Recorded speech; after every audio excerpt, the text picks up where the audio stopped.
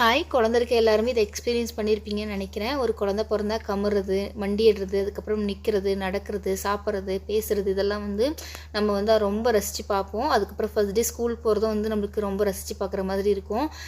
இந்த வரிசையில என்னோட பாப்பா ஃபர்ஸ்ட் டே ஸ்கூல் போறாங்க. எனக்கு ரொம்ப ஆர்வமா இருந்துச்சு. பாப்பாக்காக 1 மாசத்துக்கு முன்னாடியே எல்லாமே வாங்கியாச்சு. தம்பி வாங்கி குடுத்துட்டு போனான். அவளுக்கு ஸ்கூல்ல யூனிஃபார்ம் குடுத்துட்டாங்க. நர்சரிக்கு யூனிஃபார்ம் குடுத்துருக்க வேண்டாம். கொஞ்சம் ஓவரா தெரியுது. பட் ஆனா யூனிஃபார்ம் போட்டதுக்கப்புறம் என் கண்ணே பட்டுடும் போல தெரியும். அவ்வளோ அழகா இருந்தாங்க.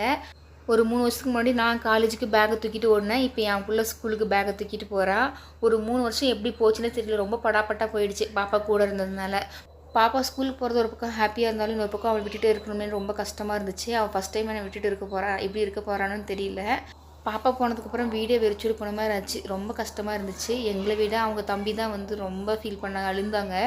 பாப்பாவும் ஸ்கூலில் ரொம்ப அழுந்துன்னு சொன்னாங்க. எங்களை பார்த்தோன்னே பயங்கர குஷி ஆகிட்டாங்க.